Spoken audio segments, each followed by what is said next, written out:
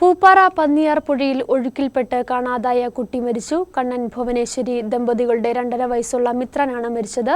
ഫയർഫോഴ്സും പ്രദേശവാസികളും ചേർന്ന് നടത്തിയ തെരച്ചിലാണ് കുട്ടിയുടെ മൃതദേഹം കണ്ടെത്തിയത്.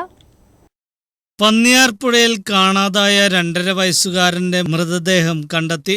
പൂപ്പാറ മൂലത്തറ കോളനിയിലെ മാതൃഭവനത്തിലെത്തിയ തേനി സ്വദേശികളായ കണ്ണൻ ഭുവനേശ്വരി ദമ്പതികളിലെ ഇളയമകൻ മിത്രന്റെ മൃതദേഹമാണ് വീടിന് താഴെയുള്ള പന്നിയാർ പുഴയിൽ നിന്ന് ലഭിച്ചത്. 2.5 വയസ്സായിരുന്നു. ഇന്ന് പകൽ 2:45-നാണ് മിത്രൻ സഹോദരൻ ലളിത് കുമാറിനോടൊപ്പം വീടിന് സമീപത്തുള്ള പുഴയുടെ കരയിൽ എത്തിയത്. മിത്രൻ പുഴയിൽ ഇറങ്ങിയ വിവരം അമ്മ ഭുവനേശ്വരിയോട് പറയാനായി സഹോദരൻ ലളിത് കുമാർ വീട്ടിലേക്ക് പോയ ഉടൻ മിത്രൻ ഒഴുക്കിൽപ്പെടുകയായിരുന്നു.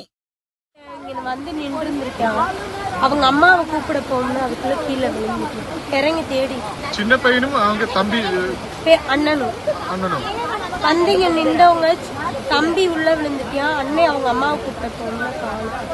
அம்மா ஓடி வந்து அப்புறம் சின்ன எல்லாம் தேடணும். இல்ல அந்த புழையில வீடு பாத்துருச்சவര് இல்ல போகும்போது பார்க்கல, அதுக்குள்ள காணோம். നാട്ടുകാരും നെടുങ്കണ്ടം ഫയർഫോഴ്സ് യൂണിറ്റിലെ അംഗങ്ങളും ചേർന്ന് പുഴയിൽ പരിശോധന നടത്തിയെങ്കിലും 1 മണിക്കൂറിന് ശേഷമാണ് ഇവരുടെ വീടിന്റെ 50 മീറ്റർ അകലെ പുഴയിലുള്ള കലുങ്കിനടിയിലെ മരക്കുറ്റിയിൽ തങ്ങിയ നിലയിൽ കുട്ടിയെ കണ്ടെത്തിയത്. ഉടൻ തന്നെ രാജകുമാരിയിലെ സ്വകാര്യ ആശുപത്രിയിൽ എത്തിച്ചെങ്കിലും ജീവൻ രക്ഷിക്കാനായില്ല. കുട്ടിയെ ഇപ്പം നമ്മളിപ്പോൾ ഈ മൂലത്തറ പാലത്തിന്റെ മേളിൽ നിന്നായിരുന്നു 2:20-നാണ് പോയെന്ന് അറിഞ്ഞത്. നമ്മൾ അറിഞ്ഞപ്പോഴത്തേക്ക് ഒരു 30 മിനിറ്റ് കഴിഞ്ഞിരുന്നു.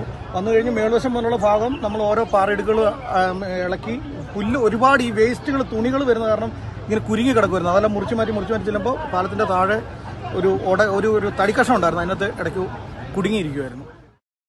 കുഞ്ഞിന്റെ മൃതദേഹം അടിമാലി താലൂക്ക് ആശുപത്രി മോർച്ചറിയിലേക്ക് മാറ്റി. ന്യൂസ് ബ്യൂറോ, രാജകുമാരി.